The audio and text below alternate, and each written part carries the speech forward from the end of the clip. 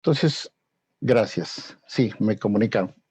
Entonces, primeramente quiero agradecer a los ejecutivos, hombres que están detrás del Grupo INSUR, del Colegio de Ingenieros del Perú, la Comité Departamental Huánuco, y agradecer pues a este grupo comprometidos con el desarrollo profesional, consultoría, capacitación, asesoría. Para mí es un honor en verdad participar. Y el tema que me han señalado es la instalación de pastos naturales cultivados como propuestas pinceladas de mejoramiento, monitoreo de pastizales. Antes de ello quiero manifestar, ¿no?, un repudio, una llamada, y se entiende, pues, ¿no?, cuando dice, Señor, ¿por qué has hecho al hombre con tanto poder que es capaz de hacer y deshacer tu creación? Y es que nos falta educación, nos falta posiblemente motivación frente a lo que está aconteciendo en Ayacucho, todo este incendio forestal. Realmente muy pocos que nos dedicamos a lo que representa esta biodiversidad, y ya señala el informe Planeta Vivo 2020, ¿no?, de protección de la fauna, la flora, que América Latina y Caribe 94% de pérdida. Es lamentable, en verdad, sinceramente, esta situación. Vamos a estratificar un poco esta presentación sin antes mencionar, ¿no?, un actor que de repente no tiene mucho que ver, pero que se preocupa por la naturaleza. Dice, la naturaleza no nos necesita, nosotros necesitamos a la naturaleza. Y es que, en verdad, nosotros como hombres, como seres humanos, muy poco le damos importancia a lo que representa esta realidad, este entorno, este paisaje, esta belleza actitudinal. Por eso vamos a comenzar primeramente con la clasificación que hiciera don Salustio Pomacondo, cusqueño, dedicando su vida a todo aquello que representaba en verdad esta, esta belleza de la vegetación en cuanto a zonas, ¿no?, como el valle, como la ladera, la puna, la zona jalca, ¿no?, esta clasificación, y cómo en cada piso ubica tanto árboles como, o sea, la parte forestal y la parte frutal, ¿no?, hasta los 4.758 metros a nivel del mar, ¿no? La importancia del jinuar, del chachacomo, del quisuar, del joye. Nosotros hemos entrado prácticamente con el joye blanco y joye negro y el jinuar, ¿no?, hasta ese nivel. Ahí no llega ni pino, peor el eucalipto. Y es que en verdad en esa zona pues hay especies, llámese para zonas de la costa, la Disticlis humilis, ¿no?, los Pennisetum, las braquiarias, los Panicum, la parte yunga, los Paspalum, los Stipa, y vamos a ver la viguera, ¿no?, la Festuca, los Trifolium, los Sinagrostis, conocido como Calamagrostis antiguamente, las Festucas, y en las zonas humedales, la Distichia muscoides.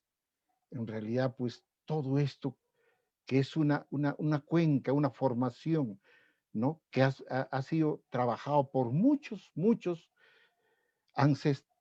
ancestros nuestros. Zonas altoandinas donde cada pastor dice, los animales no pueden comer las plantas duras, ni las amargas, ni las espinosas, ni venenosas.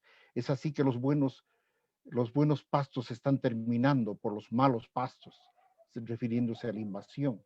Proponen reimplantar, ¿no?, proponen reforestar, y esto es un trabajo lento, progresivo, ¿no?, pero siempre con lo que representa esta realidad, ¿no?, de esa altitud.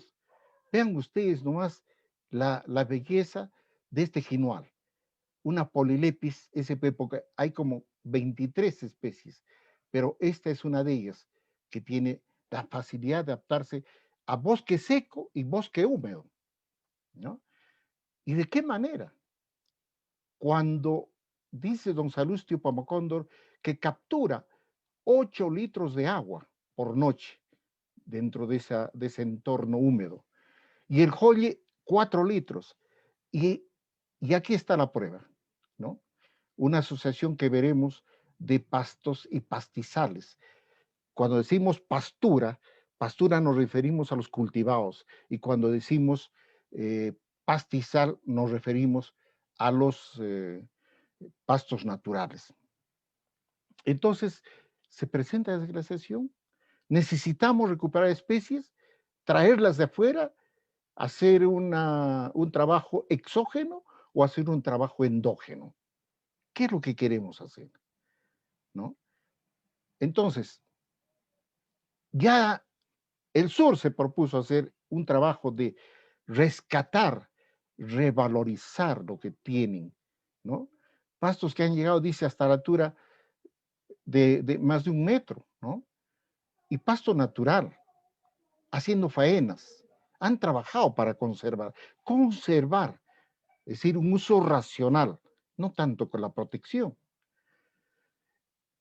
Y cuando le cortan al, a la directora del CEDAP, ¿no? Que hace una presencia viva del trabajo que está haciendo aquí en la zona de Paras, en Ayacucho, por encima de 4.000 metros, ¿no? Dice, cuenta la comunidad con registros de uso de territorios y las áreas de cuidado de pastos, sus fuentes de agua y las prácticas de calendario festivo agropecuario. Es decir, han pensado en el agua, han pensado en el pasto, han pensado en la tierra, han pensado en el ganado. Y en la parte forestal, que muy bien entendieron ellos la importancia que tiene la reforestación. Miren, han creado nichos a 4.780 metros a nivel del mar, pequeños microclimas. Después de 8 años manejan hoy en día viveros forestales. ¿Y cuáles son los polilepis? Una rosácea, prima hermana de la leguminosa, la genua, los bulea, eh, la coriácea, joye blanco, joye negro. Han hecho un manejo de plantaciones, ¿no? Yo quisiera que lo inviten algún día a la ingeniera Turia García, que expondrá toda esta realidad palpitante de los bosques de Polilepis a 4.250 metros sobre el nivel del mar, un manejo bastante integrado. Y tienen ingresos a nivel forestal, sí, producen hasta 140.000 plantones anuales. Agradecemos a ella que nos ha brindado todo el apoyo con los estudiantes a aprender, a trabajar también. También hicieron sus plantaciones. Y es que el pasto natural o el pastizal, principalmente el más representante sería pues la festuca, los chiguares, ¿no? Tienen pues eh, una longevidad, tienen persistencia. Y gracias a esas raíces profundas, que cuando lo quemamos o lo sobrepastoreamos, ¿a dónde llegamos? Y recuperar todo esto es un trabajo, pero de titanes. Y es que hay que darle la importancia al volumen radicular. La Universidad Nacional San Cristóbal Manga tiene docentes que han trabajado a nivel de buscar, a nivel de rizósfera, buscando el consorcio de bacterias y micorrizas arbusculares, hongos y bacterias, todo en conjunto. Vean ustedes el famoso icho, miren la profundidad de raíces y comparen ustedes con los cultivos anuales, superficiales, no más de 15 centímetros, quizás 20 centímetros. Entonces, estas especies perennes es un gran respeto, es un legado, ¿no? Y es que la superficie agropecuaria tenemos bastante reducido. Los agrónomos están para 7.125.000 hectáreas. Esa es la superficie agrícola. Y la no agrícola, 31 millones de hectáreas, de los cuales los pastos naturales representan el 57%. Esto es culpa de los agrónomos que tenemos que trabajar ahí. Y voy a mostrar que todo lo que está aquí, todo lo que estamos desarrollando es trabajo de agrónomos. Y los agrónomos están obligados, están llamados a esta ecorregión puna, a poder defender un pajonal, un bofedal, No tanto los cañares, pero acá en la zona no hay mucho cañar, acá lo que hay es tallas, ¿no? La talla. Y es todo la parte centro y sur. Tenemos tremenda responsabilidad el agrónomo huamanguino, que es el que se jacta de ser integral y tiene que demostrar a este nivel. Porque la superficie territorial de nuestro departamento tiene de 4 millones de hectáreas, representa el 3,5% de nuestra superficie nacional, tan pequeño, y de los cuales el 35% son pastos naturales, ¿no? Entonces hay un trabajo fuerte acá de rescate. Ya lo hizo el doctor Oscar Tobar, doctor Marco Sotomayor, y hace poco que se fue este gran hombre, Teodosio Huanca, que dio su vida por este entorno, por esta realidad, por buscar cómo sobrevivir frente a esta situación que muchas veces no le damos importancia. Yo tengo estudios de maestría, tengo estudios de doctorado, pero es tan caro estudiar estas especies y nadie quería atreverse. Miren, hemos encontrado solamente un lugar conservado, 25 especies entre gramíneas. Miren toda la cantidad de gramíneas que tenemos. Y miren también las compuestas o asteráceas, ¿no? Ciperáceas, que en las zonas húmedas y mayormente eh, época lluviosa. Juncáceas, donde está pues el famoso bofedal. Las rosáceas, ¿no? Estas son familiares de Polilepis, de esa foresta. Las leguminosas, que son muy pocas. Inclusive, ya diríamos que Trifolium amabile está por extinguirse. Pero sí están las invasoras como los astrágalos o la presencia de lupinos. Escrofularáceas, malváceas, sanigueráceas, liliáceas, ranunculáceas, toda esta belleza de población, geraniáceas, amarantáceas, ahora vamos a conocer amarantáceas que están olvidadas, marginadas, las cariofiláceas, gentiáceas, isoetáceas y umbelíferas, pero que son forrajeras, claro que consumen. Veremos algunos análisis químicos que se ha realizado en la universidad. Yo soy miembro del programa de pastos y ganadería de la Universidad Nacional de San Cristóbal de Manga. Ya me voy a cumplir 40 años enseñando y propiciando y gritando como Juan en el desierto. Recuperemos las zonas altoandinas. Centro de Desarrollo Pecuario creo que es el único que nos ha hecho caso y está avanzando muy bien con la ingeniera Tura García. Vean ustedes la clase de pastos que ubicaba el campesino, ¿no? Este es un trabajo interesante del misqui pasto y del el jano pasto o pucho pasto. El pasto dulce mayormente están en los bofedales, zonas húmedas. Son pastos tiernos, suaves, donde está la rosácea chimilla pinnata, la asterácea hipocoelis taraxacoides, la gramínea grostis babiculmis, la rosácea chimilla diprofila, la leguminosa Trifolium amabile y la Sancheli palustris y elocaris. Todas estas conforman, ¿no? Este conjunto, ¿no? Armonioso, con, sirven pues la alimentación para la alimentación de las alpacas mayormente. Porque las llamas buscan los puchopastos, lugares secos, pampas, cerro, ladera, pastos mayormente altos, con fibra, ¿no? Claro, ahí tiene la celulosa, la fibra digestible ácida, pero son mayormente dominados por gramíneas, las festucas, estipas, sinagrostis, ¿no? Que están presentes ahí. Entonces, dos grandes grupos, pero ahí no termina. Los ancestros veían un poco la importancia, ¿no? Y los pastores, que acá tienen una modalidad plantar de los camelios, frente a la pécora de los vacunos, ovinos y equinos, que esto es un casco que compacta. Dicen los ecólogos, tiene 5 bocas la vaca, ¿no? De lo cual sus 250 kilos los reparte entre 5 partes.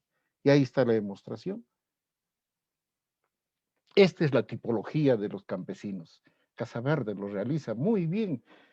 Determina una tipología A en función al jatawi, a la cal, ¿no?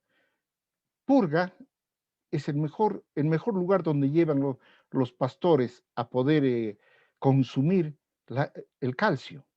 Millo medianamente y el hecho, muy poco. muy poco.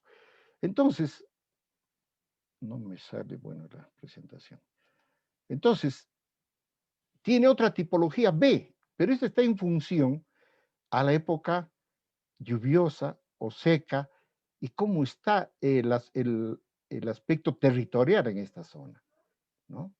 Jarpa, cuando recibe agua en la estación seca para mejorar su rendimiento, es para riego y el ojonal y la parte seca. Y la tipología C está en función a las lluvias, Pojoy y Chirao. Pojoy, estación lluviosa, y Chirao, la parte seca, la estación seca, ¿no? Entonces hacen una, una suerte de presentación cuando dicen, esta zona, este territorio es Porga, Jarpa, Pojoy, ¿no? Es decir, hay calcio, que es importante para los animales, la relación calcio-fósforo, ¿no? Que se tiene que regar y también responde bien en la época de lluvias. O puede ser el millo, luma, chirao, ¿no? Las condiciones medianas, muy poco calcio en la zona seca, que no hay agua, las laderas, y para la época seca. Entonces es un trabajo interesante de cómo ellos ven la óptica, ¿no? De clasificación, de determinación, de deseabilidad de los pastos. Y el trabajo de caracterizar zonas homogéneas de producción de pastizales altoandinas, desde Saya, ¿no? A bajar, clasificar sus suelos en función también a esa característica, ¿no? Los pastos de pampa, los pastos de laderas y las zonas altas. Entonces hacen un sistema rotacional. No se les puede enseñar a ellos. Ellos saben cuándo se requiere, cuándo tienen que manejarse estos pastizales, ¿no? Por eso yo no veo, no estoy seguro que sean ellos que queman los pastos, porque ya se sabe, y está en la crónica o en Poma de Ayala, que merecía pena de muerte aquel que quemaba los pastizales. Y esto es una belleza altitudinal. Pajonales, donde eh, el camélido hace pues todo un recorrido y un uso extraordinario de su consumo. Hace pues una selectividad, ¿no? Y nunca orina en su pajonal. Tiene su bañadero y tiene su urinario, por estar, un estercolero. No es como los animales exóticos, vacunos, ovinos, caprinos, porcinos, equinos, que orinan todo el campo. No, ellos cuidan ese pastizal. ¿Por qué rescato el pajonal? ¿Por qué presento? Porque en el Simposio Internacional de 10, 11 y 12 de diciembre, en las montañas, nuestro futuro, del Ministerio de Ambiente, se presentó un libro de resúmenes extraordinario, interesante, donde se determinan, ¿no? En la zona de estudio que ha llovido, el pino apenas capta 769 metros cúbicos por hectárea. 769, ¿eh? Que es lo que consume, vamos a decir, una hectárea de oyuco o de oca y una hectárea de papa. Mientras que el pajonal, ¿no? El pajonal retiene 2.196 metros cúbicos por hectárea. Son resultados de un trabajo de proceso de regulación hídrica en ellos y lo han presentado en esa oportunidad por Elder Mike y Sandra Arroyo, ¿no? Dentro del cambio de uso comparativo y la variación estacional en un suelo con plantación forestal y el pajonal. Entonces quiere decir que este pajonal retiene agua y en cantidad, y quizás mucho más que todos los árboles o arbustos que ustedes puedan notar. ¿Y por qué es eso? Hemos visto por la raíz profunda que tiene, por esa belleza de rizósfera que presenta. No solamente cabe ahí, y en la turba, ¿qué pasa en la turba? En realidad hay una extracción desmedida, hay una extracción y un abuso que no tomamos en cuenta. ¿Qué es el hombre para que te acuerdes de él? El Hijo del Hombre para darle tanto poder, dice un salmo. Y cuando se estudia la zona perturbada, esto lo estudia Daniela Vargas Machuca, que también presentó en esa convención, encuentra que en el lugar con mayor descenso y profundidad en el nivel freático, en la zona perturbada, miren, ha bajado 46.47 con una desviación estándar de 3.5, más o menos. Registro de aguas más ácidas, pH 5.68, y niveles de conductividad eléctrica más altos, 7.44. Entonces, ¿qué estamos haciendo? Y somos culpables nosotros, porque todos buscamos turba para nuestro jardín, turba para nuestro macetero, turba, y esta es la famosa turba.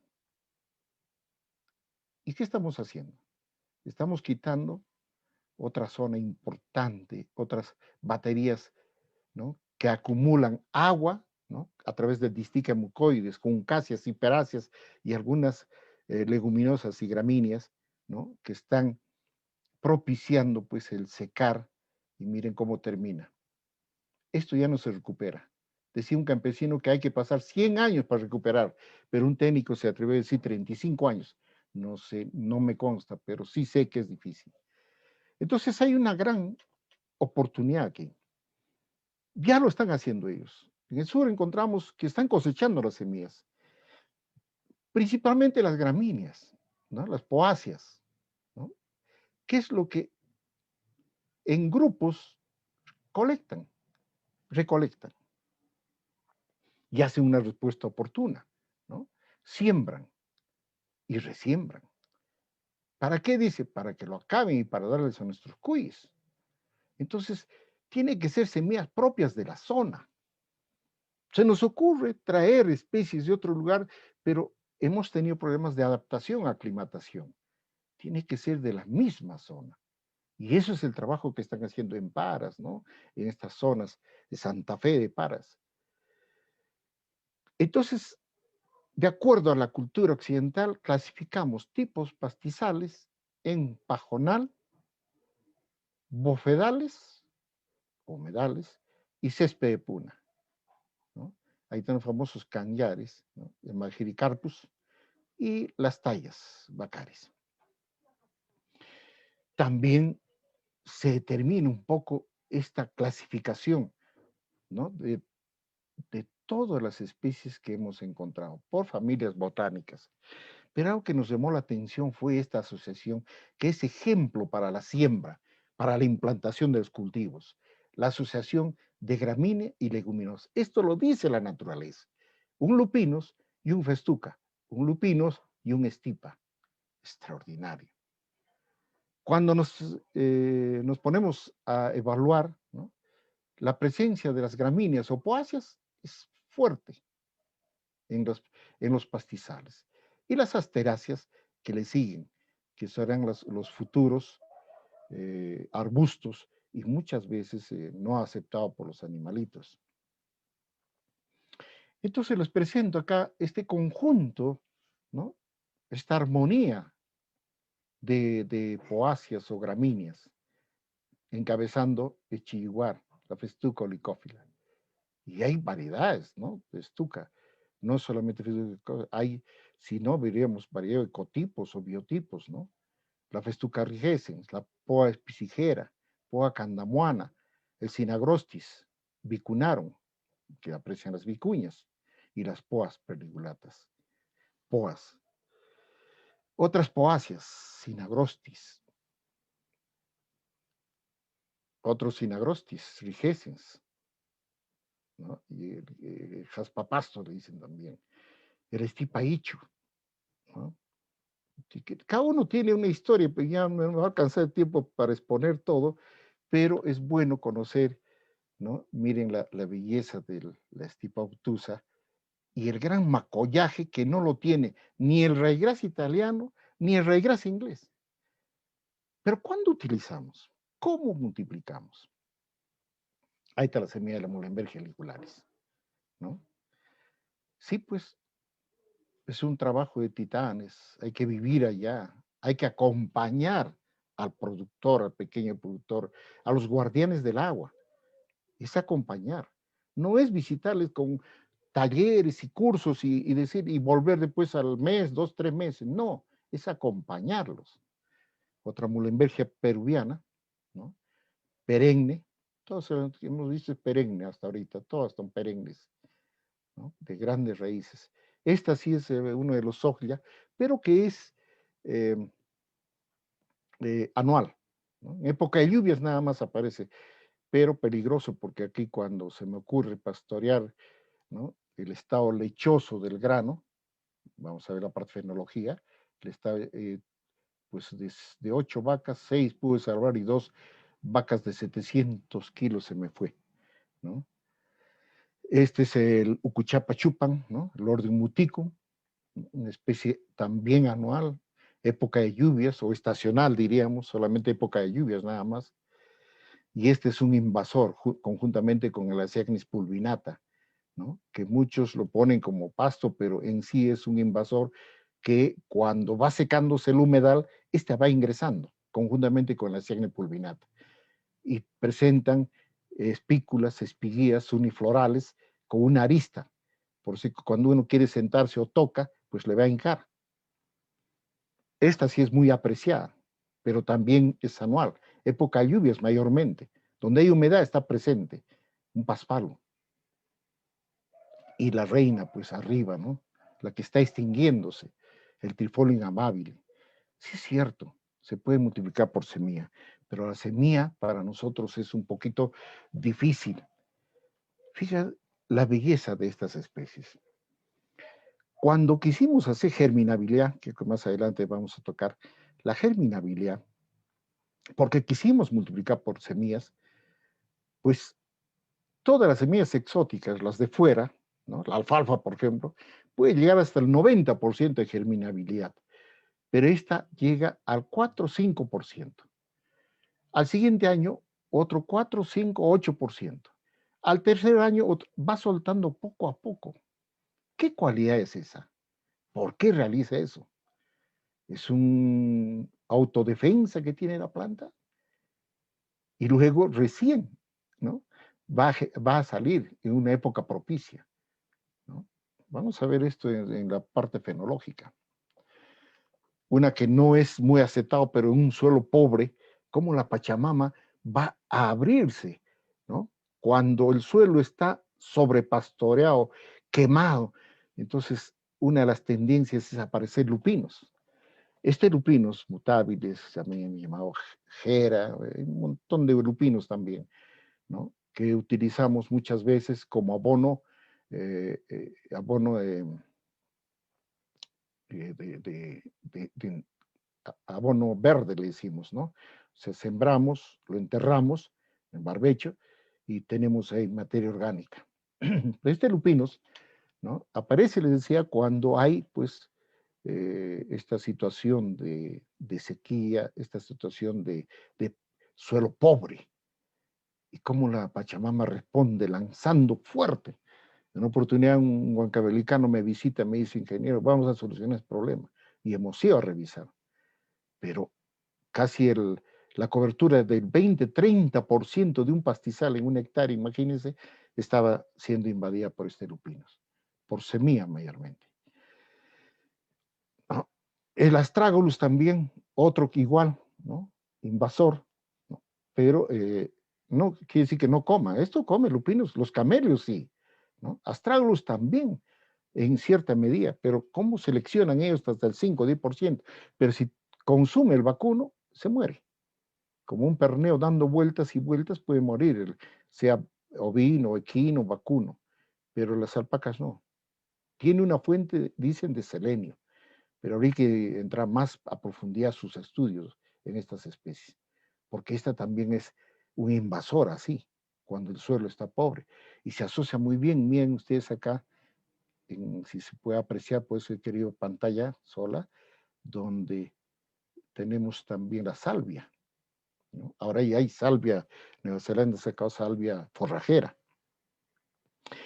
Y cuando hay humedad en los ojonales, ¿no? Este Cirpus rigius, que también se utiliza por semilla, ¿no? No muy aceptado por los vacunos, un poco por los cameos, el carex, también es otra ciperácea, que se reconoce por ser tallos triangulares, ¿no? Algunos es tóxica en los vacunos, otra juncasia, ¿no? La luzula peruviana, también buena semilla, pero necesita humedad. Todas estas ciperáceas juncaceas requieren humedad. Y esta es la vedette, la Distica muscoides, que es la que vemos de arriba, lo vemos así, pero en un corte, ¿no? Así un corte vertical, vamos a cortar, ¿no? Para observar las raíces. Miren, esta es la parte apical, la parte verde nada más que consume el animal, pero las raíces, miren, profundas, ¿no? ¿Hasta dónde? En el agua. Son colchones, son acumuladores, baterías acumuladores de agua.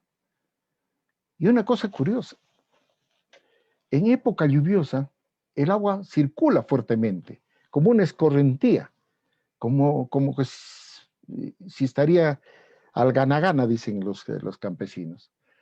Mientras que en época seca, esta agua camina. Ellos dicen que camina, o sea, va lentamente. ¿Qué fuerzas debe haber ahí? Así como la capacidad de intercambio catiónico en los suelos. ¿Qué fuerzas puede haber ahí? ¿Qué misterio debe haber ahí? ¿No? ¿Por qué no suelta el agua toda? Lo suelta lentamente, ¿no? Y esta también es otra muy apreciada por las alpacas y ovinos, la Alchemia pinnata, ¿no? Y se puede confundir inclusive con las trágalos, ¿no? Se puede confundir. Solamente por la inflorescencia puedes diferenciarlos. Pero si no florea, es un poquito el temor. Y esta también muy apreciada por la Alchemia diplofila, ¿no? Excelente. Pero a medida que va, cuando se va, esto le dicen, drenando el agua, pues, ¿qué es lo que va a pasar? Estos son los primeros en desaparecer, porque, y quizá por eso un poquito discutí con los agrícolas, ¿no? Que son los que drenan mayormente, porque necesitan frontera agrícola y necesitan áreas, entonces hacen el dren de los bofedales también, ¿no? La zona altoandina, para irrigar la zona baja. Y esta es la sorela, ¿no? Una umbelífera presente también, apreciada, la sorela de apinzoides, muy apreciada. Esta es anual, una asterácea o compuesta, y la hipocoeris, Taraxacoides o hipocoeris, ¿no? Hay varias hipocoeris, ¿no? De flor amarilla. Es muy semejante al diente de león, ¿ya? Pero en época de lluvias nada más, o donde hay humedad está presente, luego no. Y esta que ramonean los animales, acá ya no pastorean, ramonean el senecio espinoso, que es una asterácea también, pero no muy apreciada por los espinosos, o el Margericarpus strictus, ¿no? Este grupo lo llaman cañares, a estos arbustos, que son los que van a dominar. El especialista Molinero, un investigador, decía, que es el doctor Flores, decía pues que el futuro está en que estas arbustivas van a dominar a en los suelos pobres, ¿no? Al no haber gramíneas, no haber rosáceas, no haber ojonales, pues estas son las que van a dominar. Y otra invasora, ¿no? La Opuntia flojosa, de suelos secos o bosques secos, ¿no? Donde ya hay pobreza, donde ya se ha hecho un sobrepastoreo. Ojo, el sobrepastoreo y sobreconsumo no es de los camelios, es de los animales exóticos que le digo, los vacunos, ovinos, caprinos, porcinos, equinos. Ellos son los que van a hacer el problema arriba. Y es que el campesino los tiene pues en conjunto. Entonces, teníamos que seleccionar, ¿no? ¿Qué especies las que vas a multiplicar y cuáles revisar para poder ver la germinabilidad, la pureza, su peso en mil semillas, su conformación, sus características, cuál nos puede ayudar, su precocidad o la persistencia? Entonces entramos un poquito a estudiar la propagación. Encontramos que sí, había festucas, poa, bromus, carex, o sea, anuales y perennes. Hay una semilla botánica. Y si no se podía, como casos de repente en mulenbergias, entonces habría que sacar esquejes, ¿no? De la planta madre y propagarlas. Entonces buscamos cómo instalar, cómo establecer. porque nuestra mente estaba a tener un pajonal, pero es un pajonal donde tiene que acompañarse, tiene que interrelacionar con, no solamente con gramíneas, también con grupos de la época lluviosa, asteráceas o leguminosas. Pero estas leguminosas en alguna zona, donde, porque nos decían, el fitoindicador de que hay algo de fósforo es la festuca. Donde hay festuca puedes acompañar el Trifolium repens, el trébol blanco. Pero los ecólogos nos decían, estás rompiendo con lo que es natural, no es bueno. Pero ante la pobreza que se avecina, ¿qué teníamos que hacer? ¿No? Porque de una u otra forma que hay humedad. Entonces tenemos que ver esa tendencia de asociar, sí, sí, ya tenemos el trigo, ya tenemos ¿no? Los cultivos mediterráneos, entonces, ¿por qué no entallar a ese nivel? Entonces sacábamos por esquejes, multiplicamos el esqueje, ¿no? Y lo implantamos, ¿no? Al implantar, ¿eh? Vamos propiciando la multiplicación, porque le hemos cortado los esquejes, ¿no? De uno salía 3, otros 4, entonces haciendo un tres bolillo, ¿no? Y luego, si es que hubiera el guano o estiércol de los mismos camelios, y si hay de ovinos también, ¿no? Pero un poco haciendo fermentar, no estiércol fresco, ¿no? Tiene que ser como el humus, tiene que tener esa composición orgánica, ¿no? De olor a humus, a tierra. No podemos poner fresco, porque eso ya va a traer plagas o enfermedades. Y luego proteger, ¿no? Porque al establecer en marzo, abril, ya viene mayo, junio la helada, entonces buscamos un poquito proteger, darle las condiciones, algo así como que tenemos ganado criollo, pero ese ganado criollo hay que darle las condiciones que le damos al mejorado. Y si hemos obtenido respuestas, sí hemos obtenido respuestas. Miren ustedes, ¿no? Solamente al comienzo, como una criatura. Algunos dijeron así, pero otros optamos por cortarlo. Y aquí va lo interesante de la fisiología de las gramíneas. La gramínea acumula sus reservas, ¿no? Acumula sus reservas en el cuello de la planta, en el macollaje, siempre y cuando se utiliza, ¿no? El corte o pastoreo del macollaje. Ya veremos un poquito más adelante, pero ya me voy adelantando para ver un poco la importancia que tiene el macollaje. Cuanto más macollo, acumula más reserva, a diferencia de la leguminosa, que tiene que florear la leguminosa para acumular reserva en la corona, mientras esta gramínea no. Cuanto más corte, mucho mejor. Entonces optamos un grupo de cortar, ¿no? Para comparar. Y muy bien, el primer año dejamos semillar, el segundo año un poquito empezó a bajar el macollaje, ¿no? ¿Por qué? Porque todos los nutrientes, ¿no? Toda la reserva, todos los azúcares, todos los nutrientes en general que tiene la planta, a nivel del cuello, a nivel de los ápex, meristemas, basales, vegetativo, pues se va a ir hacia la semilla. Y por eso hay esa tendencia que pasa como un estrés, ¿no?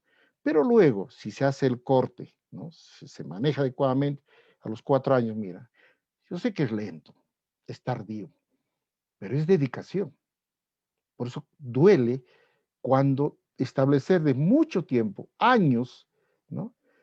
Personas que quieren ampliar la frontera agrícola, lo voltean o lo queman, tipo los bosques, ¿no? Voltearlos, quemar los árboles, cortarlos y luego resembrar especies que no se van a adaptar bien, ¿no?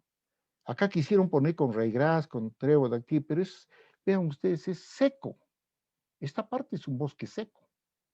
Entonces no era factible, ¿no? No podíamos poner otra especie, pero sí el mismo hecho, a nivel de pajonal empezó a llenar.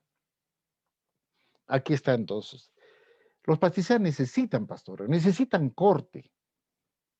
En mi zona, yo soy de Junín, trabajábamos cortando hichos. Acá no he visto, nadie corta el hicho. ¿Por qué? Porque necesitamos producir mantillo para cubrir el suelo. Necesitamos activar la rizósfera, la parte de las raíces, la vida en el suelo. La autora Nelly Santillana ha encontrado bacterias que pueden actuar como biocontroladores, ¿no? O sea, han podido capturar o evitar la propagación, casi un 35-39%, de lo que son las bacterias enemigas, llámese Fusarium, Rhizoctonia, ¿no? Que atacan ahí, pues ha encontrado bacterias benéficas, ¿no? Entonces, un consorcio de bacterias, y también ha encontrado hongos, la autora Roberta Esquivel encuentra hongos eh, arbusculares, ¿no? Entonces, eso hay en la rizósfera. Hay un potencial tremendo acá. ¿Y la rosácea qué tendrá de más? ¿Qué más habrá? ¿No? ¿Con qué fin? Para que carbono y nutrientes vuelvan al suelo y que haya un proceso de fotosíntesis. Por eso que necesitamos cortar. No quemar, sino cortar. Oiga, pero eso es para locos. ¿Quién va a cortar un pajonal? Es duro. Es que no vamos a esperar todavía hasta que madure, ¿no? Y el animal con ganas comerá. Mira la parte verde. Cuando quisimos revisar, ¿no? Un ecólogo y un biólogo nos decía, esto es de este año, 2020. ¿Ves más adentro al fondo? Este es del 2019. Y más al fondo, al centro, el 2018. Acá encuentras 3, 4 años que no han cortado ni han tocado esta especie. Y revisado, era así, ¿no? Y cuando queman, pues queman toda la parte central, la zona generatriz, y hace que baje pues la rizósfera y va a bajar por ende el proceso fotosintético, y si lo dejamos más aún todavía, todo se va a la inflorescencia y la infrutescencia, al grano cariópside, y ahí se forma y extrae todos los nutrientes, se van para ahí. Por eso vuelvo a reiterar, la gramínea hay que cortarla. Un trabajo pésimo que hacemos en la zona con pastos cultivados es pastorear cuando ya lanzó la espiga, la panoja, cuando debería ser al término de macollaje, al inicio de elongación de los tallos. Ese es el momento adecuado. Ahí acumulamos reservas. Cuanto más pastoreo corte, pues el rebrote viene con ganas. Por supuesto, después hay que regarle, ponerle el purín, el estiércol, en fin. Pero ahí está la respuesta. Entonces, era el trabajo de llenar un poquito toda esta parte alta, ¿no? Vamos a ver esto, cómo se comenzó. Lindas alpacas de colores, ¿no? Es una belleza realmente, unas fotos impresionantes que las tomamos. Entonces seleccionamos de cuáles, ¿no? Telesirpus, ¿no? Que es una Ciperácea juncacia, tenemos gramíneas, tenemos el plántago, ahora hay también el plántago como forraje introducido, creo, de Europa, ¿no? De Nueva Zelanda, creo, que fue Amabile y Santelium.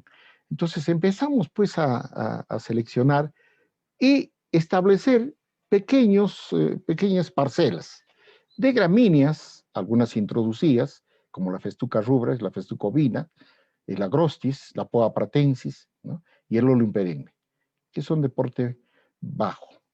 Y leguminosas como el Ots corniculatus, Meicao lupulina o Meicao polimorfa, el Trifolium pratense, Trifolium repes y los melilotos. Esto frente a las especies silvestres de la zona. Había chilleas, centauros, pericum, malvas, oríganum, alchemillas, daucus, plántago, todo lo que había, ¿no? Entonces, hacer las parcelas, pero sin quitar, ¿no?, los ginuales, porque estos ginuales son acumuladores de agua. No son consumidores, ¿eh? Consumidores será el pino, consumidor será pues el ciprés, el eucalipto, eso consumen. Y muchas veces yo escribo al Facebook atacando un poquito al palto. El palto tiene igual 10,000 metros cúbicos de agua si es rentable, ¿eh? Lo mínimo, porque por ejemplo puede llegar hasta 15,000 metros cúbicos, ¿no? Igual que la alfalfa. Pues yo no sé, cuando se quiere instalar especies, ¿no? 5.000, Cerro de Pasco, creo 5.000, 10.000 hectáreas. Oiga, ¿tendrán agua? ¿No estará compitiendo con los cultivos alimenticios, los cultivos de pan llevar? ¿Qué es primero? Ya, yo sé que el rumiante requiere, pero acá está la alternativa. Vamos a ver. Se hizo mezclas, pura gramínea 100%, pura leguminosa y otras asociadas, entre 85 y 75%. Están después de 20 días, ¿no? El ingeniero Rivas, un hombre muy hábil, muy empeñoso, ¿no? Que se propuso él mismo supervisar. Los jinuales ahí están, ¿no? En medio de los cultivos. Y vean ustedes el resultado. Es una preciosidad, ¿no? Se asoció bien, se establecieron bien, ¿no? Entonces, claro, necesitamos polilepis, necesitamos joyas, ¿no? No vamos a pensar, primero compramos el animal y después recién compramos el pasto o sembramos pasto y recién le ponemos árboles. No, señor. Primero árboles, luego pastos y después los animales, ¿no? Si no, no podemos realizar eso. ¿Qué más? La cosecha, ¿no? Vean la belleza de las asteráceas. Esas son asteráceas. Todos aquellos como el crisantemo, ¿no? De colores, diversidad de colores. Las clepias. Y miren esta producción, ¿no? El trébol blanco y trébol rojo, ¿eh? Que si se incorpora materia orgánica, porque lo que se extrae hay que devolver. ¿Qué pensamos en muchas zonas? Quemando y sin devolver nada, ¿vamos a recuperar? No, tenemos que pensar lo mínimo. Y vamos a ver ahora qué pasa con los suelos ácidos. ¿Qué tenemos que aplicar? ¿Qué tenemos que realizar? ¿No? Por supuesto, un previo encalado, pero es un complejo, ¿no? Una concurrencia que vamos a ver. Entonces, si se utiliza el humus del lombriz, si se utiliza compost, puede obtener hasta 5 cortes, porque acá se llegó a tener 3 cortes nada más, ¿no? ¿Por qué? Por la misma devolución que hay que hacer, por la extracción que ha sufrido los pastos. Es que nadie abona pastos. Por eso el pasto se pone después de haber extraído la papa, después de tubérculos, recién se ponen los pastos o leguminosas, ¿no? Entonces hay que devolver. Nadie abona. Y miren en gramíneas. Esto es en leguminosas, puro, al 100%. Y gramínea puro, que no es lo adecuado, ¿no? Pero eran trabajos de investigación que hacen los muchachos y bueno, hay que apoyar y hay que difundir si se quiere pero ¿a quién le interesan los pastos naturales? ¿A quién le sirven los pastos naturales? ¿A quién le interesan las raíces profundas de ellos? Hay que quemarlos, ¿no? Y eso es lo que están haciendo, quemar. Tesis, investigación sobre esto. No, yo rebelde, no saqué ni mi grado, nada, porque quise hacer en paz natural. No obtuve presupuesto, pues no lo realicé y me he quedado hasta hoy sin sacar el grado. ¿Por qué? Porque quiero hacer en pasto natural y nadie quiere apoyar en pasto natural. Es un trabajo fuerte. Igual acá hasta 5 cortes podemos sacar, ¿no? Hasta 80 toneladas en verde y 20 de materia seca por hectárea. Pero es importante conocer este calendario fenológico. El ahora ingeniero Durán, creo que es magíster también, ¿no? El año 2007, 2006 se puso a vivir, a acompañar, ¿no? Gracias al ingeniero Mamani también, que le dio la oportunidad a través de Línea de poder trabajar, laborar, ¿no? Y elaborar este calendario. Miren, cuando hablamos de fenología, hablamos de etapas, y dentro de cada etapa hay estados. La etapa vegetativa, por ejemplo, este verde, ¿cuándo se da? Desde el mes de diciembre y enero. Quizá la quincena de noviembre en Trifolium amabile, que es el que va a despertar rápidamente. Y luego en enero tenemos la posibilidad hasta febrero de hacer los cortes. Hacer el auténtico heno, el auténtico ensilado, pero nuestro, sin traer de otro lugar. Pero es cortar, pues. Y ahora, bueno, hay máquinas que se pueda realizar ese nivel, pero hay que sacar las piedras, aunque la piedra tiene su función también, de radiación, de crear microclima, ¿no? Y la etapa reproductiva se da a partir de febrero, marzo, es esta parte roja, la etapa reproductiva. Y maduración del grano cariopsis, las semillas, desde abril, mayo y junio, ¿no?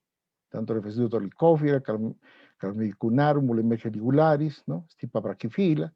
Entonces, ¿y qué comportamiento extraordinario? Sí se maduró, pero junio, julio hay diseminación. Luego de esa diseminación, entra una etapa de hibernación, de dormancia, de latencia, de descanso, hasta que aparezcan las primeras lluvias y la temperatura se adecue. ¿Por qué? Porque tienen una integral térmica también. ¿Qué cosa es la integral térmica? Muchas veces hacemos trabajo nosotros de buscar la quinoa. ¿Cuántos días para la cosecha del ciclo vegetativo? ¿Y cuánto la etapa reproductiva? ¿No? En días, no. Para ver de lugar a lugar, sumamos la temperatura con su cero de vegetación. ¿Cuál es el cero de vegetación? Es la planta donde se detiene el crecimiento. La fisiología de la planta establece ahí. Y fíjese cómo, ¿no? Estas especies nativas nuestras tienen esa característica de guardarse la semilla, de entrar a una dormancia, una latencia, hasta que las condiciones sean adecuadas, pero no el 100%, como buscamos en las semillas exógenas, semillas traídas de afuera, las semillas de los raigrasos, los trébolos, los dactilos, la alfalfa. No, ellos buscan un poquito en condiciones adecuadas, cuando haya temperatura, cuando haya agua. Por eso la exigencia de nuestros muchachos, oiga, la relación agua, suelo, planta. Ahora vamos a ver más adelante los animales. Entonces, este es el trabajo que a Durán le costó todo un año vivir arriba, ¿no? Convivir, establecer, propagar, multiplicar, estudiarlo. Pero eso es de valientes.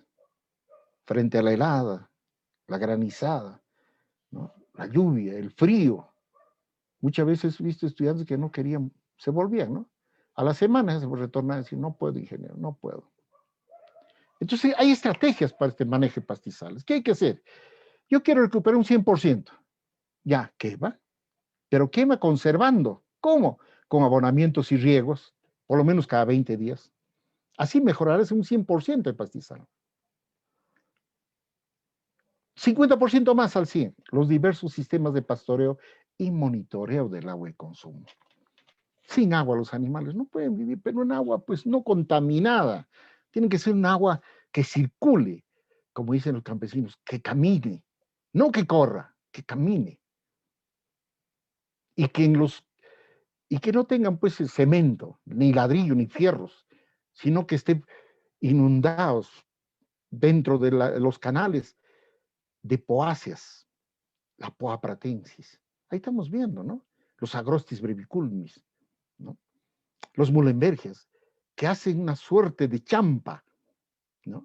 Que no necesita fierro ni piedra. ¿Cómo hicieron los antepasados? Antes no había cemento, no había fierro, no había nada. ¿Y cómo? Por decir eso me votaron de los ingenieros agrícolas. Control de especies invasoras, ¿no? La pulvinate, las trágalos, ¿no? El lupino de repente, y un abonamiento. Ahí sí, con todo esto mejoramos un 200%. Pero ¿cómo vamos a hacer eso? ¿No? Tenemos que trabajar, pues. Hicimos. En Pachaca, tuve el honor de trabajar en Pachaca, administré a Pachaca en su buena época, ¿no? Donde había apoyo, pues, era un equipo de trabajo. No eran individualistas, ¿no? Como hoy en día hacemos los trabajos de investigación individualmente, no en equipo. Pero un equipo no de 1, 2, 3, un equipo de 5, de 8, de 10. Cada uno aportaba y decía qué hay que hacer. Inclusive participaron los campesinos. Yo recuerdo mucho en mis campesinos, ingeniero, no es época. ¿Por qué? No es época, ingeniero, ya se viene el helado. Tenemos que juntar la helada y la granizada, tenemos que juntar cohetes. Y no esos cohetes que ponen aquí en plena ciudad y espantan perros y animales y asustan a la gente. No, allí, como hacía la reina de Inglaterra, ¿no?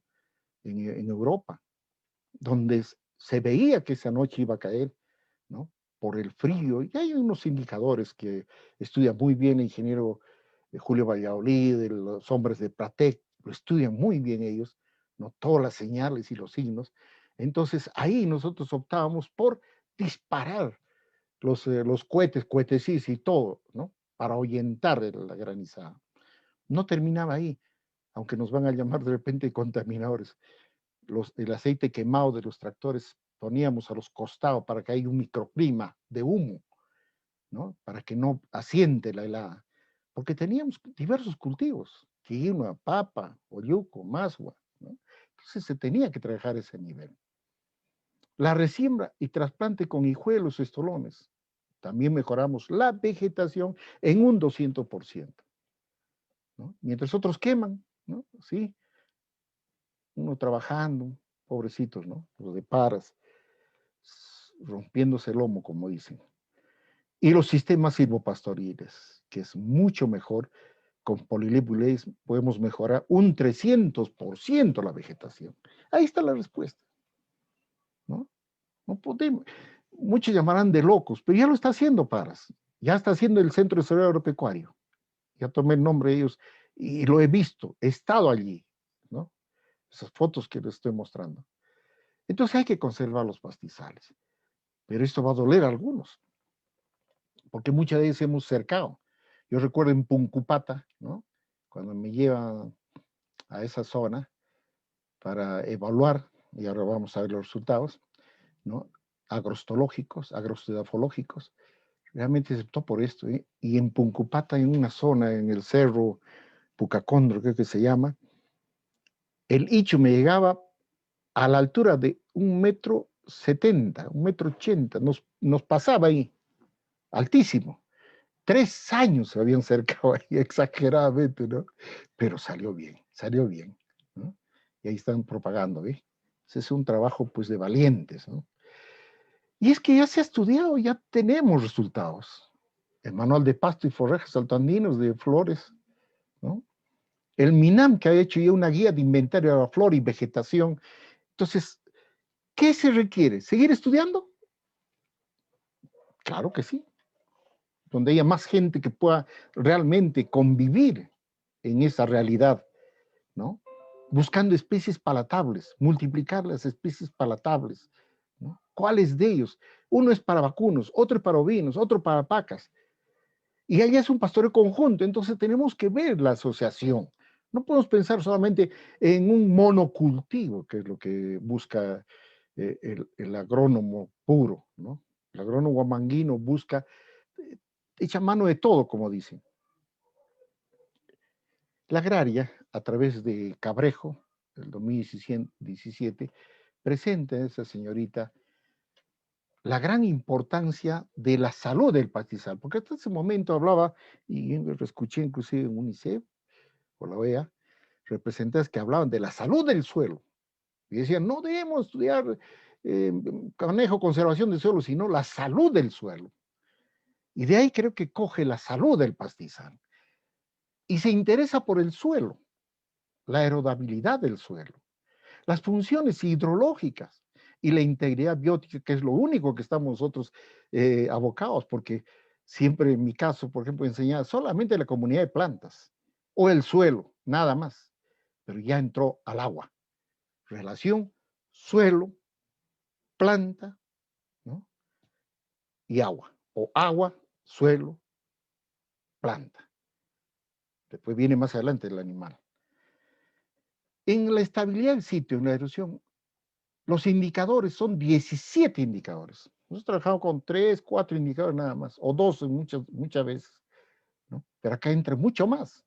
La erosión en surcos, las rocas expuestas, canales de drenaje, el arrastre del viento, ¿no? Y en la parte hidrológica, el movimiento del mantillo, la superficie del suelo que está resistiendo la erosión, la pérdida de suelo superficial y la capa de compactación. Esto lo hace porque la zona donde trabaja, no sé si ha sido la parte central o sur de nuestro país, hace, y lo presentó, por eso lo capturé esta pantalla, porque era importante difundir entre mis estudiantes. Yo trato siempre de brindar lo nuevo que puede hacer y las ideas y las innovaciones que existen. Entonces veía pues que es interesante. La capa de compactación se da pues porque tiene un pastoreo en conjunto. No hay que puro vacunos, puro vinos, ¿no? Por favor, si pueden cortar esa pincelada, está bien, estamos dando pincelada, pero no es de tiempo, niño. Muchas gracias, disculpe usted. Entonces, la integridad biótica es la composición, la evaluación agrostológica, decíamos, los grupos funcionales estructurales, la mortalidad de plantas, la cantidad de mantillo, la producción anual, la presencia de plantas invasoras y la capacidad productiva de plantas perennes. Es, mira, 17 indicadores básicos para definir la salud del pastizal. Es más exigente. Claro, esto es gracias a un trabajo que despliega, creo que está haciendo estudio. Eh, ¿Qué pasó? ¿No se escucha ahí? Sí? ¿Perdón? ¿Se ha cortado?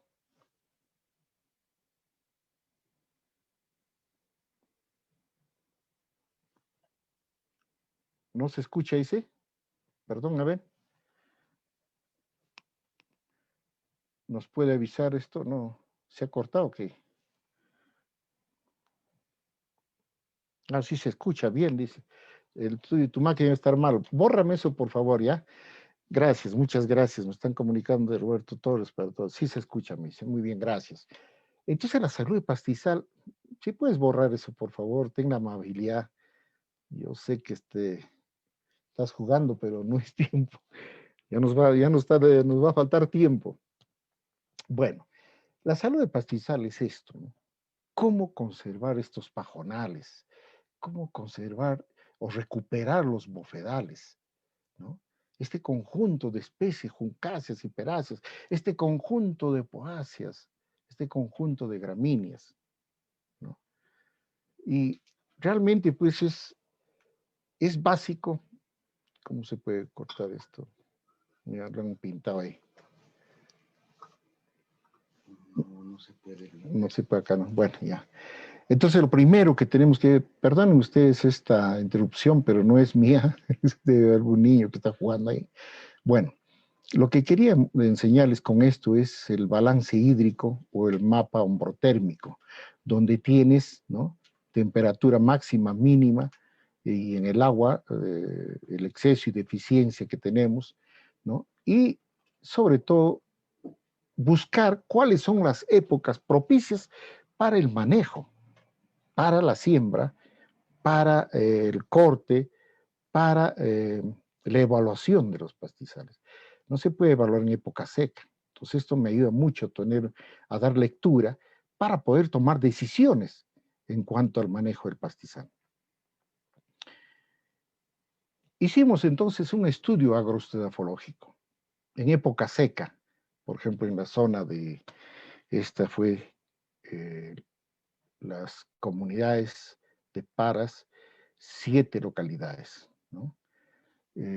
Cuchuquecer estaba entre ellas, y encontramos que el área, ¿no?, estas áreas, suelos bastante pobres, ¿no? O sea, vegetación pobre, diríamos, todo el marroncito, y el amarillo regular, ¿no? Cuando fuimos en época lluviosa, en febrero, marzo, ¿no?, encontramos que el pobre se puso regular y el regular se puso como bueno. ¿Qué indicaba esto? El agua es un indicador muy importante. Si no hay agua, no podemos continuar. A pesar que puede variar la temperatura, los cambios climáticos, pero el agua es factor importante. Por eso será un poco a veces que se molestan cuando digo que hay que buscar especies, ¿no?, o sembrar en lugares en secano, o investigar o propiciar cultivos en secano, porque eso va a ser el futuro, ¿no? No va a haber mucha agua, ya estamos notando. Así que por más maravillas que realicen, no vamos a poder continuar. También se evaluó la composición florística, entonces, sí, corrobora con la primera, poáceas 43% y asteráceas 37%. Igualmente se seleccionó las especies cuáles de ellos podrían servir para multiplicarlos. Se hizo los análisis químicos, ¿no?, de todas especies nativas, principalmente buscando proteína, la proteína bruta. Miren ustedes la especie. Es alta, ¿no? No tiene nada que envidiar a los raigrases, ¿no?, tréboles, dactilis, no tiene que envidiar. No necesitamos traer de afuera, necesitamos trabajar aquí. ¿Pero quién lo va a hacer? El agrónomo, ese agrónomo manguino. Tú tienes que hacerlo. Todas las especies, mira. Claro, las super son los tifones amables, ¿no? Una de ellas, por ejemplo, que llega hasta los 3.200 he visto, 3.500 inclusive. El famoso suncho, la viguera lanceolata. Esta viguera que encontramos en esa zona, ¿no? Dice, antes no había mucho, pero sí hay bastante en esta comunidad. Mira, va cogiendo y va comiendo juntamente con gramínea. No es que coge todo vorazmente, ¿no? Entonces, esta especie es una asterácea o compuesta, reportada por Ciesa de León, el Inca Garcilaso de la Vega. Hicimos trabajos. Y la cosa curiosa, también importante, que lo vimos desde esta figura de Machu Picchu, eh, esta asterácea, ¿no?, la viguera lanceolata, que es reportada. Se dice que en la zona de Ongoy, Apurímac, porque el que hizo fue este estudiante Rojas Allende, que encontró que en la zona de Apurímac, Ongoy, se encontraba, cheque más bien eso en tu celular, entonces se encontró que las raíces consume el campesino en el lugar, en forma de zanco, ¿no? Y tiene nutrientes, pues. Y las hojas, por supuesto, hablaba de las hojas también, como consumimos acá el yuyo, o el sisal yuyo, es una brasicácea, pero esto es una asterácea. Este es, pues, primo hermano del Elianthus anus, del girasol, solo que esta es perenne, ¿no? Su semilla también igual, entra a dormancia, no puedes multiplicarlo el 100%, ni el 90%, cada año salía 5, 8, 10%. Y la dalia, que es anual, en cambio esta es perenne. Y en el Machu Picchu estaba esta foto, no es montaje, ¿eh? Ahí está, ¿no? Es que Onjoy Apurima decía, hay un consumo. Por eso se atrevió este chico a hacer este estudio. Dijo, ingeniero, tengo esta especie, permítame realizarlo. Lo hacemos. Hizo los análisis. Fíjate, esta es la planta. Y mira las raíces. Es como del Smayanthus, ¿no?, sunchifolia, del yacón. Son raíces fibrosas, ¿no? Y, y una corona, mira, ancha, ¿ya? Pero una raíz que muy bien puede sostener las laderas. Donde hay caídas se establece por esqueje también, nada más por esqueje. Sacamos de acá esquejes, de aquí sacamos esquejes. Y estos esquejes los multiplicamos. De ahí hemos hecho esto, mira, todos estos trabajos. Trajo el chico 7 ecotipos de suncho, desde rastreros a erectos, desde tallos claros, que es lo que consumía o utilizaba el Inca, tallos claros, porque parece que acá hay cumarrina también, pero sí tiene flavonoides, fenoles. Lo dijo el ingeniero Clemente Limaya, que químico, estudió también él, ¿no? Y de los 7 ecotipos, 2 fueron las que realmente impresionante, de tallo verde, ¿no?, y no tan alto, pero de tallo verde y blanquecino. Miren, comparado con la harina de alfalfa, a los 45 días hemos hecho hasta 3, 4 cortes acá en Guayapampa, ¿no? Proteínas tiene 50% más que la alfalfa, pero no pues de la silvestrao, porque las especies cultivadas, como la papa, ¿no?, yaucha le dice la papa, que se deja en la puna abandonada, pues se empieza a responder a medio con bastante solanina. Algo así ha pasado con este suncho, ¿no? El mejorado está en Ongoy, Apurímac. Aquí no tenemos. Huancapi también está utilizando alimentación vacunos. Y tiene más que la alfalfa. La harina, fibra menor, grasa, claro, si hay proteína, hay grasa, ¿no? El chanchito es rico cuando tiene grasa. Ahí está la respuesta. Azúcares, ¿no? Carbohidratos, casi igual que la alfalfa. y cenizas mucho más. Pero ya 60 días, ya no lo acepta el animal. Quisimos trabajar con 60 días cuando ya lanzó los botones florales y la flor, ya no acepta el animal. Es muy duro, ya mucha lignificación, ¿no? La fibra. Y eso que es menor, claro, que la FA, pero de todas maneras, ¿no? No lo acepta el animal. Quizá por los terpenos que contiene un aroma diferente, y esos son los terpenos. También encontramos amarantáceas, ¿no? Esta amarantácea, ¿no? Marginada, olvidada, la alternativa pudiflora, es la hierba blanca, que tiene 16% de proteína cruda, ¿no? Aquí, pero debe tener un poquito más, porque en las hojas hay dos colores, el moradito y el blanco. Extraordinario también. Es primo hermano pues de la chita kiwicha, ¿no? La guillemina densa también, otra amarantácea, pero este mayormente para el chanchito, pues se llama cuchipapapa, ¿no? La papa de los chanchitos, de los cuchis, de los cerdos. Claro, en la raíz tiene, ya falleció el chico que hace este trabajo, pero en su honor, 4,8% de proteína cruda. En la raíz, ¿no? Sí, el chanchito no come, o siquea muy bien acá, ¿no? Pero en las hojas debe haber mucho más, ¿no? Mucho más. Ya tuvimos que paralizar porque ¿quién nos financia, no? Entonces, urgente, tarea, recuperar espacios y especies. Miren la tristeza de estos animales. ¿Qué cosa comen ahí? ¿No? Y más arriba, por la quema. Entonces, porque a la alpaca no le va a gustar, pero quiere algo. Entonces hay que recuperar estas áreas. Es un trabajo de titanes. Recuperar los pajonales, donde les encanta estar a las llamas. Y limpio, si ustedes visitar estos lugares, es limpio, ¿no? Se puede echar tranquilamente ahí, ¿no? Recuperar los bofedales, bojonales. Claro, la zona, la portuguesa que está en Paras, ¿no? Que tiene así, ya no hay hielo, pues, ya no hay hielo. ¿Qué nos queda? Podemos reforestar, sí, con lluvias, ¿no? Todas estas laderas, poner pajonales, ¿no? Es un trabajo pues de titanes, sí, va a ser, es bastante inversión, ¿no? Pero si quemamos, si destruimos, ya no hay raíces acá, pero hay que establecerlo, hay que trabajar en este aspecto.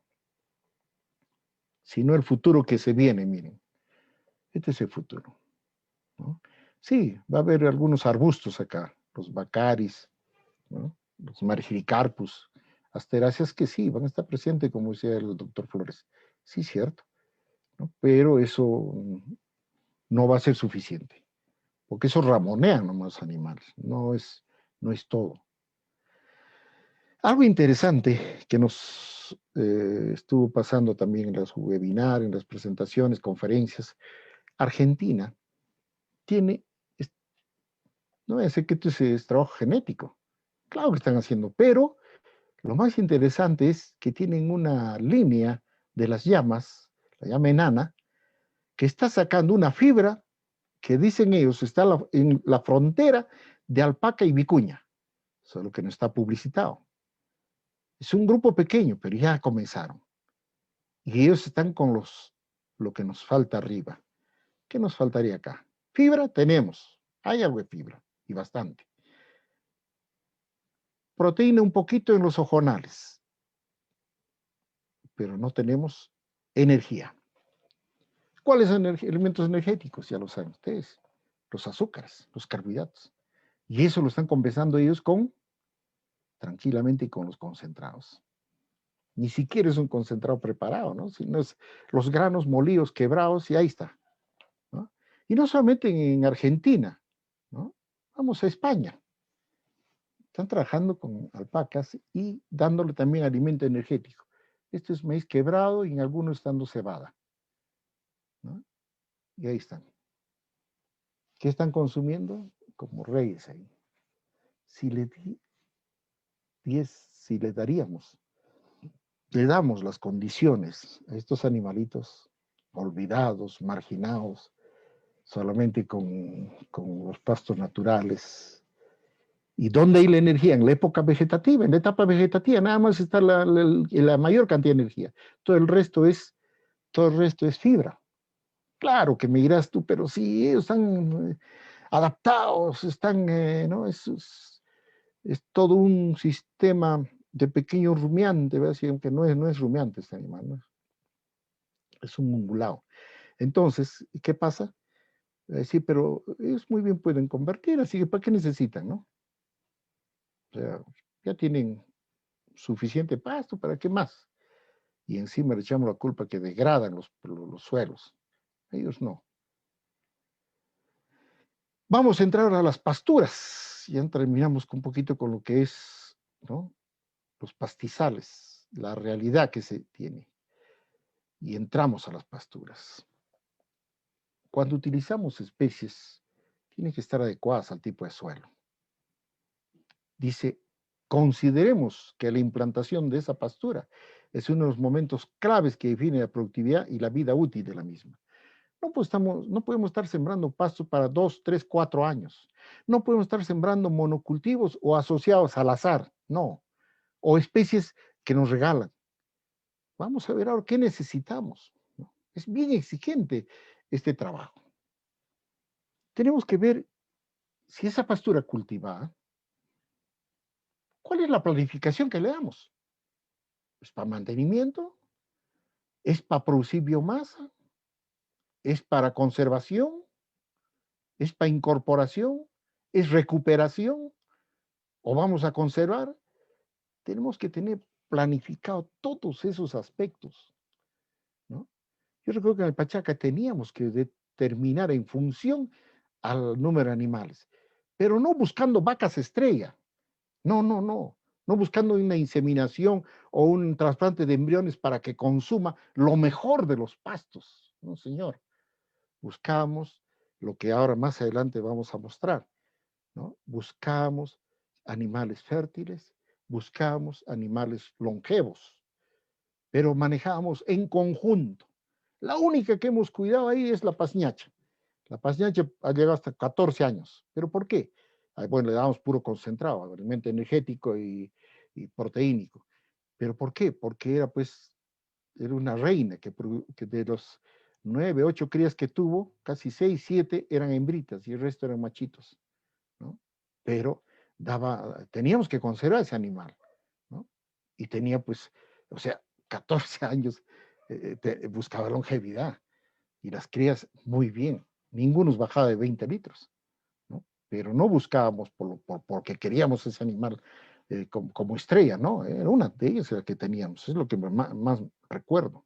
Entonces, todo esto conlleva, la producción nos lleva a la planificación forrajera. Carga animal. Acá trabaja el agrónomo. Esto no es trabajo para un zootecnista, para un veterinario, es trabajo para un agrónomo. Tiene que hacer cálculos. Es ingeniero. Tiene que hacer cálculos, ¿no? Tanto para la conservación, tanto para la siembra. Ahora os voy a mostrar, ¿no? Tanto para la cosecha. Se tienen que calcular. La precosecha, la capacidad de carga, el sostenimiento, peso animal, consumo del animal, ¿no? Entonces, iniciamos con la eficiencia de la siembra. Para la eficiencia de la siembra, es urgente determinar no tanto el análisis de pureza, más que el análisis de pureza, el análisis germinación o porcentaje de germinación. Esto está ligado a la mala facultad o mala energía, que es lo que nos regalan, o lo que venden en el mercado el kilo 10 soles, 12 soles, 8 soles. ¿Por qué? Porque tienen mala facultad y mala energía, pues no son adaptados al lugar, a la zona.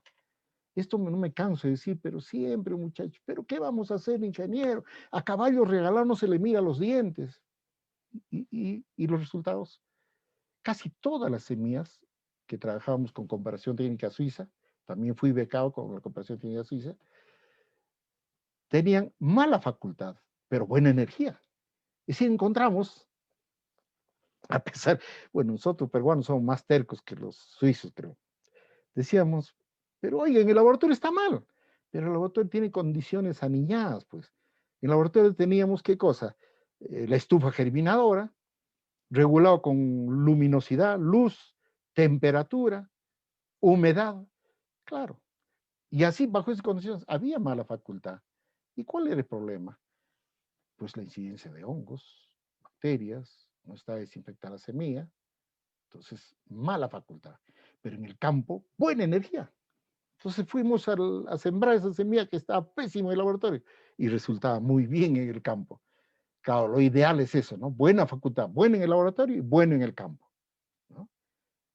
Entonces, de todo esto es un trabajo para ociosos, diríamos así, porque hay que hacer el análisis germinal o porcentaje de germinación de 100 semillitas con 3, 4 repeticiones, ¿no?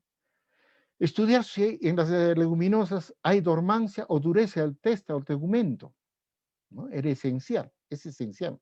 Trajimos semilla de Arequipa, ahí veía la yaragua y veía también tambo, la variedad tambo, pero que tienen dureza el tegumento. Lo que producíamos en Guanta, en Iribamba, la Alta Sierra y la Guairao, no necesitábamos hacer escarificación, o sea, romper la dureza. No, no. De frente a la siembra y emergía muy bien por encima del 75-80%. Excelente, ¿no? Y es lo que decía acá. Toda semilla por encima del 75%, aceptado. Menos 75% de germinación, llévaselo para alimento del ganado o échale, ¿no?, al tacho, porque no nos va a servir. Mira, es bastante exigente esto. Así como los animales que 2, 3 meses no preña, pues al camar, ¿no? Así de drástico se trabajaba. Yo sé que para el campesino dirá, oh, este es un sonsonazo porque es un pobrecito, qué animal, qué culpa tiene, ¿no? Pero no. Quieres tener una selección, quieres tener animales adecuados, buscamos fertilidad, buscamos ese control. Para eso de trabajo los veterinarios fuertemente. Estudiar entonces, con todo esto hallamos el valor cultural. Necesitamos conocer el PSMI, semillas viables. Es decir, semillas frescas pesan más, semillas eh, más guardadas pesan menos. Yo recuerdo cuando me trajeron semillas de avena, ojo, la avena, ¿dónde se va a sembrar? Y todavía no entramos en eso, ¿no? Me va a faltar tiempo, creo. La avena sembramos donde no da el maíz, ¿está claro? Así como donde no da alfalfa, la asociación de trébolos y reyes. Queremos igualar a la alfalfa, queremos igualar el rendimiento del maíz. Entonces, por eso, el PSMI semillas me trae a colación cuando me traen semillas de avena en Canán, en el de Linea. Y esto estaba por los 30, 28, 32 gramos peso de mis semillas. Yo hice mi tesis en avena y centeno y nunca hemos bajado de 42, 45 gramos. Es que sus condiciones de la avena es pues altura, ¿no? De ahí que saca la avena Cóndor, la avena Mantaro 15, la mejorada también que saca Línea en Huancayo. Y lo hacen bien, muy bien. Yo he sacado un video de la avena de la avena Mantaro 15, ¿no? Porque con 60, 80 kilos por hectárea es suficiente, porque eso va a depender también de si es en secano o bajo riego. En secano con 60, 80, menos cantidad de semilla. Si hay lluvia, ya le ponemos un poquito más, ¿no? Hasta 80, 90, 100 kilos por hectárea. Entonces está en ese nivel, ¿no? Allá. Igualmente, el número de semillas viables por metro cuadrado, ¿no?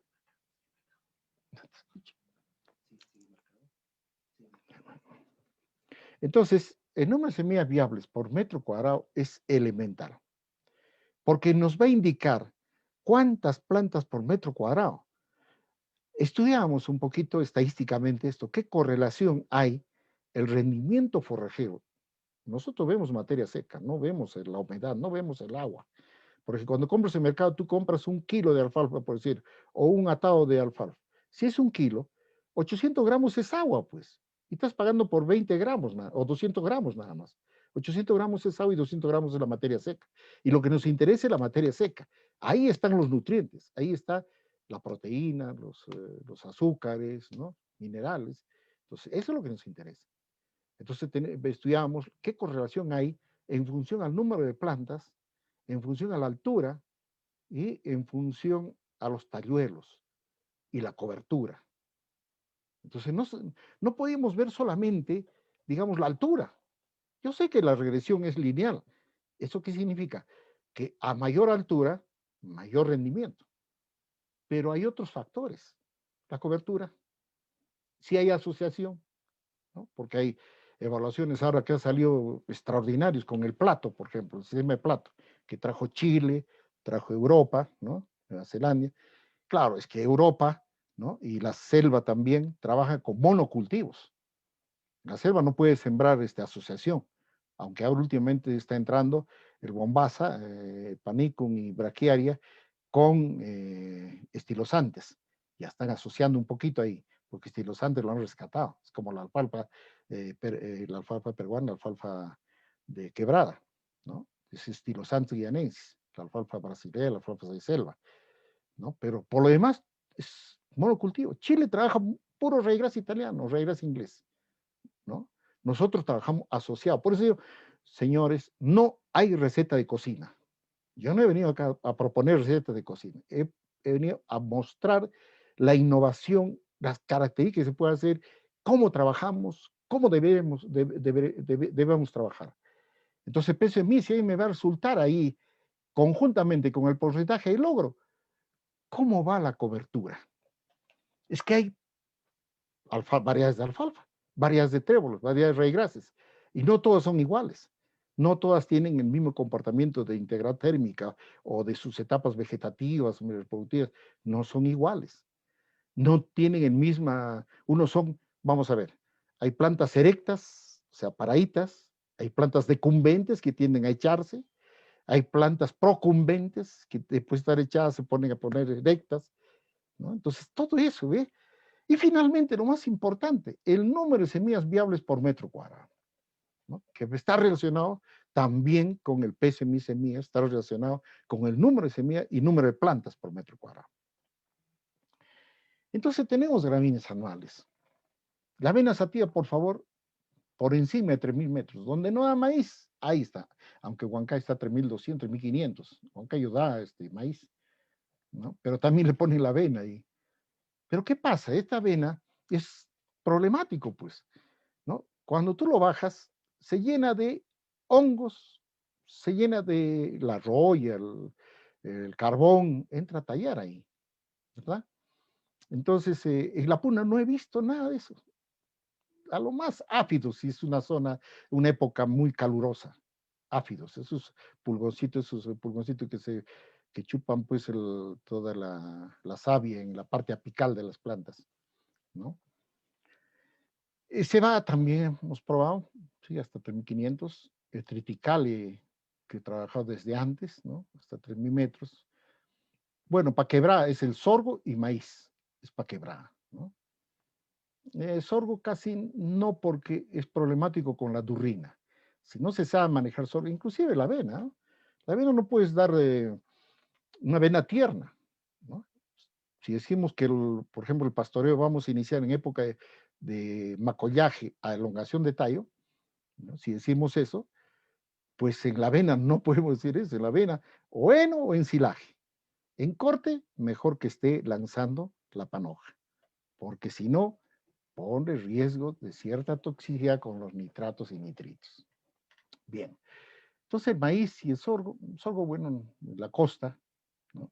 Pero el maíz sí es acá excelentes variedades que tenemos. En leguminosas, la arveja alderman, que son unos arvejones, ¿no? Que se puede asociar con la avena, y la vicia sativa o vicia villosa.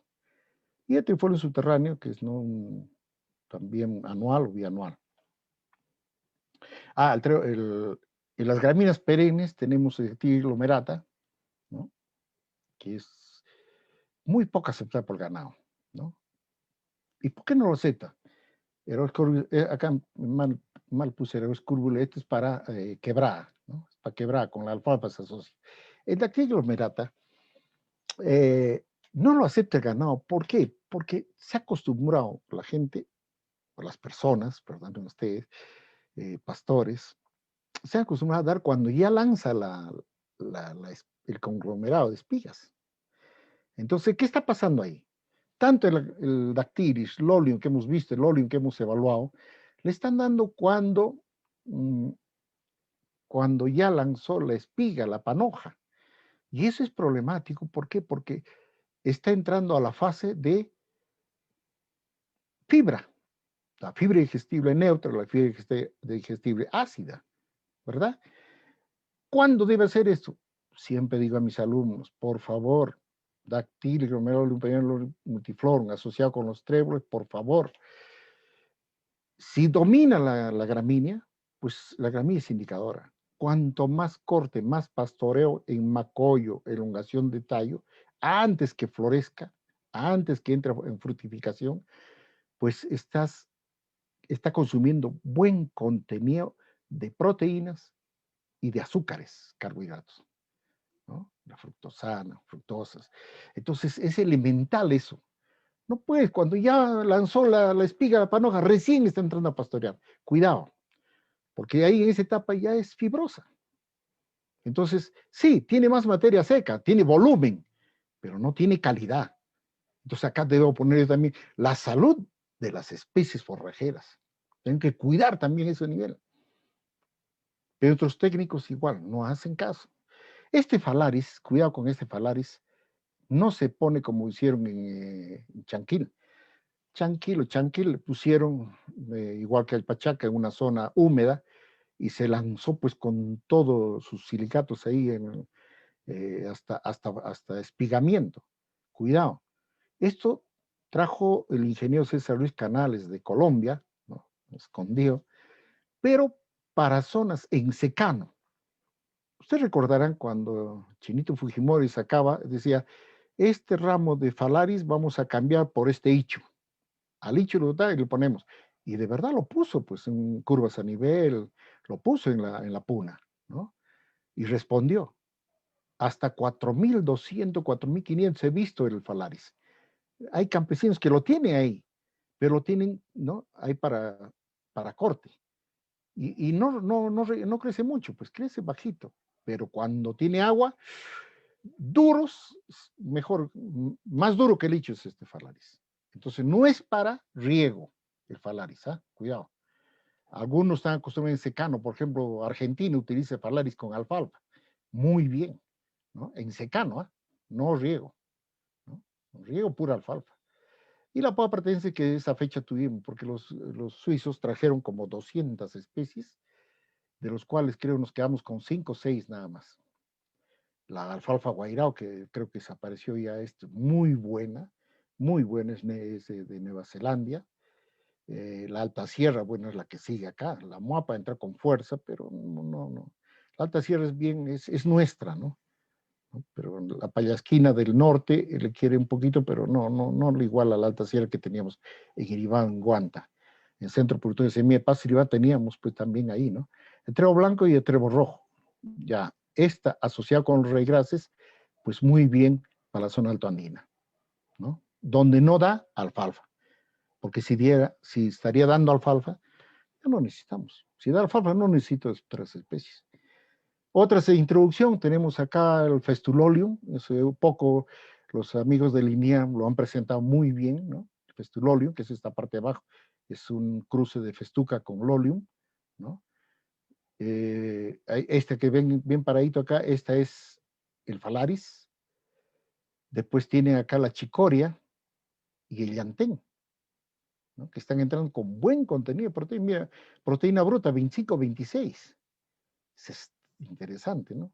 Está en el campo, pero el plántago, por ejemplo, ¿no? Y esto están introduciendo porque ya tenemos un arbusto, es una Meicao falcata, ¿no? Es un arbusto, es la alfalfa arbustiva, que Cusibamba ahí lo tienen y el ganado ramonea, ¿no?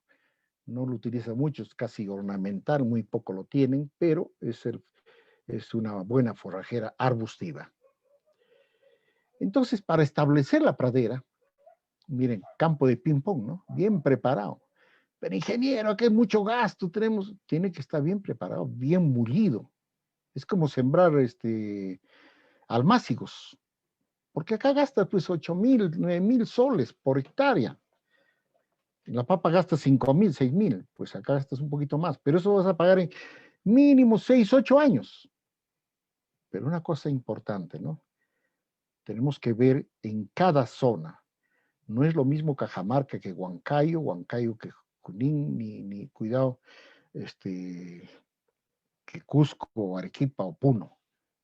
Puno, sus suelos son casi ligeramente ácido, casi neutro o alcalino. El agua salada del Titicaca, ¿no? Es una muestra. Mientras nuestros suelos son pH ácido. Así que no es acá tan fácil poner la alfalfa aquí.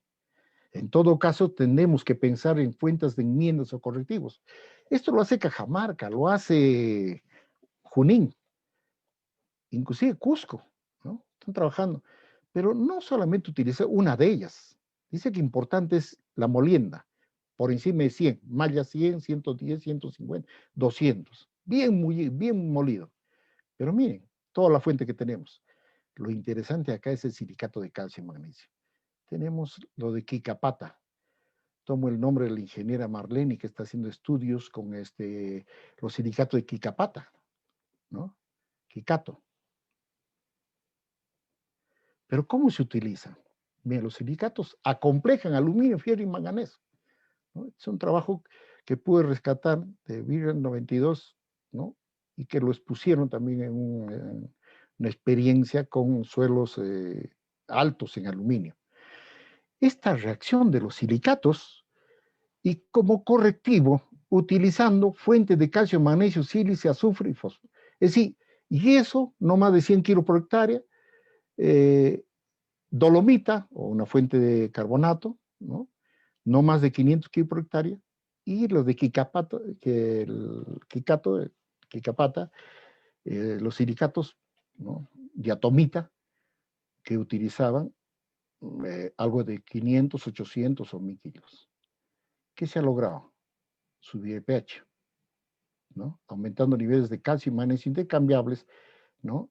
Y fósforo, azufre y silicio solubles, sin necesidad de incorporarlo, ¿no? Se va a complejar, pues, se va a complejar, ¿no? Eso es lo que por eso dice silicatos que acomplejan, conjuntamente con calcio.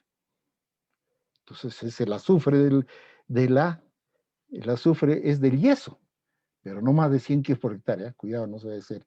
El criterio que capaz hay que molerlo bien.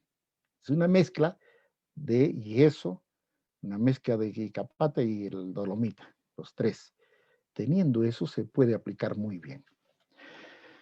Se me fue que, bueno, acá hay dos criterios. Siempre sembrar 60 o 75 gramíneas y 40% leguminosa, digo en un anual. Pero esto es con cuidado, ¿no? Normalmente yo a mis estudiantes 75% de gramíneas, o sea, dactilis y regras, tiene que ser el 75%, y 25% de trébol rojo y trébol blanco. ¿Ya?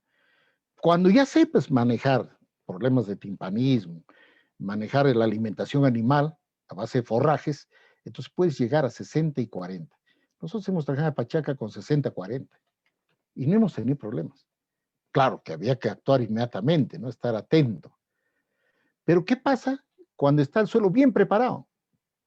Cuando haces los análisis correspondientes de la muestra en función al número de semillas vial por metro cuadrado, cuando tienes un suelo mullido, cuando tienes humedad adecuada, puedes utilizar bien preparados suelos, puedes usar menos cantidad de semilla. Ojo que esta semilla cuesta más, la auténtica, trébol rojo, y principalmente las de Nueva Zelanda.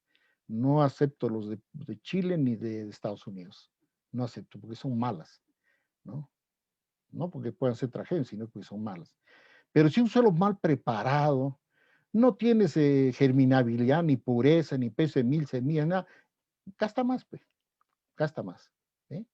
Casi 25, 28, 30 kilos. En una asociación no puede estar alrededor de 15, 25 kilos. Suficiente. Acá tienen 5, 10, 14 kilos. Ahora, si es un suelo pobre, asociar con una leguminosa. Puede ser vicia o arveja. Si es un suelo adecuado, no tan rico, pero que, un poquito oscuro, entonces puedo asociarlo como nodriza con cebada, principalmente cebada, o triticale, pero no la avena, porque la avena macolla mucho, y a la semilla que es tan pequeñita, la voy a opacar, ¿no?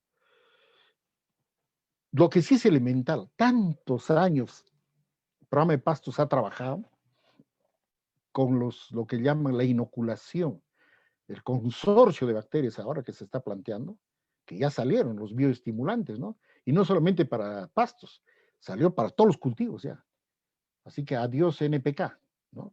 Se puede poner un poco, ¿no? Dosis bajas, ¿no? Pero tampoco medianas ni altas, ¿no? Pero hay que poner, bueno. Entonces, se peletizan las semillas. Mira, acá al centro es la semilla, la primera capa inoculante. Si es que es un suelo problemático, se puede poner algún fungicida, ¿no? O nutrientes, la cobertura de carbonato de calcio, ¿no? En la selva se pone roca fosfórica y de repente lo que venden en el mercado, aplicaciones de adhesivos específicos, pero cuidado con esto. Cuando nosotros fuimos a comprar y la doctora Nery Santillán nos dice, no, cuidado, porque estos inoculantes, inóculos, estas bacterias, en la inoculación, en el peleteado, solamente perviven hasta 20, 21, 22 días, no más. Entonces lo que venden en el mercado tiene más de un año y está coloreado bien, bien con pigmentos, ya de nada me sirve. Y ojo que me están vendiendo, hemos calculado 750 gramos de semilla y 250 gramos de estuco y eso, o lo que le puedan poner. Entonces el peleteado es importante, la inoculación es importante en las leguminosas. Toda leguminosa tiene que ser inoculada, toda leguminosa. No podemos dejarla, así sea pura alfalfa, ¿no? Había una tendencia cuando dijeron, es que si hay más calcio en el suelo no tienes problemas, pero no, ya no está ganando. Otro trabajo que hemos encontrado es que cuando siembras, lo primero es bordear ya, todo el borde con la semilla. Y luego en cruz, ¿no? Puede ser gramíneas, horizontal y leguminosas vertical, pero después de haber bordeado. Pero ingeniero, eso es mucho gasto, ¿cómo es posible? Usted me va a poner acá y personal, ¿quién me paga? Señor, vamos a gastar bien y vamos a trabajar bien. Bien, muy lo que cosa queremos, que el animal coja el 75% de gramínea y el 25% de leguminosa. Si no es así, pues estamos haciendo mal. Con la lluvia o con el riego, como sea, lo que va a hacer es juntarse leguminosas a un costado, gramíneas a otro lado. ¿Por qué? Porque el señor se le ocurrió mezclar, inclusive con el abono, ¿no? Para ahorrar mano de obra, leguminosa, gramínea y abono químico. Está mezclado y para aplicar. O si no, con arena. No, señor. Gastarás más, pues. Pero ¿quieres una siembra que el animal lo coma contento? Porque aquí el animal va a entrar en conjunto, ¿no? Es un bonito trabajo que ha puesto, por ejemplo, la innovación de Argentina y Brasil. Ahí están viendo carga animal, capacidad, ¿no? Un sistema intensivo de pastoreo. No es un Boissin, un francés, propone en función a las vacas selectas, las vacas de segunda categoría y tercera categoría, las vacas secas en otro. Lo que yo hacía en Apachaca también, ¿no? Tenía mis lotes de animales clasificados por categorías. No, señor, todo en conjunto, ¿no? Extraordinarias, hay unas innovaciones muy buenas que están haciendo. Entonces, es importante la siembra, primero el encalado, el análisis de la semilla, las proporciones, los cálculos, porque en función a eso, a esos cálculos, por eso ingeniero agrónomo tiene que calcular, tiene que entrar a esos detalles. No, ingeniero, que mucho tiempo usted, pues se tiene que hacer. Creo que hay una tesis que salió a ese nivel también, y le salió bien al hombre. Entonces es en cruz. En Nueva Zelanda, ya termine, por favor. Vacunos en Nueva Zelanda, sus biotipos, ¿qué están buscando ellos? Miren, es un conjunto de vacunos. Acá no hay vacas estrella. Acá lo que busca la ingeniería es longevidad y fertilidad. Toda su alimentación es la más barata del mundo. Mientras Estados Unidos 70% es granos concentrado, 30% de forraje. Acá es 70% de forrajes, pastos y forrajes, y 30% es de granos. Paucas de Sarasara, olvidados con puro pastos naturales, pero parece que este suelo, no he tenido la oportunidad de ver los resultados, pero parece que el suelo está en pH neutro, pH 7 más o menos, ¿no? ¿No? ¿Por qué? Porque encontramos en la laguna que es un poco salada. Y han introducido la medicado sativa. Es decir, tienen la fuente de fibra, y un poco de carbohidratos lo tienen en los pastos naturales y también proteínas, sino que lo hacen mucho, demasiado madurar. Entonces tienen ahí más la fuente de proteínas, le dio la alfalfa. Resultado, ellos lo dicen, ¿eh? ¿No? Hay un video que salió inclusive que dicen antes de 5 o 8 vacas, 1 kilo de queso. Ahora de cada vaca sale 1 kilo de queso. Eso lo dicen ellos. Entonces, importantísimo la fuente de proteínas. Proteínas, que ya está estudiando en línea, creo, con el llantén y ¿no? el plántano y la chicoria. Bien, hasta aquí entonces mi participación. Me he llegado 2 horas, me dijeron exactamente, ya un poco viendo, ¿no? Lo que es la correlación esta, ¿no? Planta, el agua, la vegetación, ¿no? Y evitar pues la quema, ¿no? Qué tristeza realmente, esto es la tristeza. Necesitamos más bien cobertura vegetal, necesitamos reservas hídricas, necesitamos propagar estas especies nativas, pero pues Juan en el desierto, convertidos, ¿no? Conviértanse si quieren ser salvados.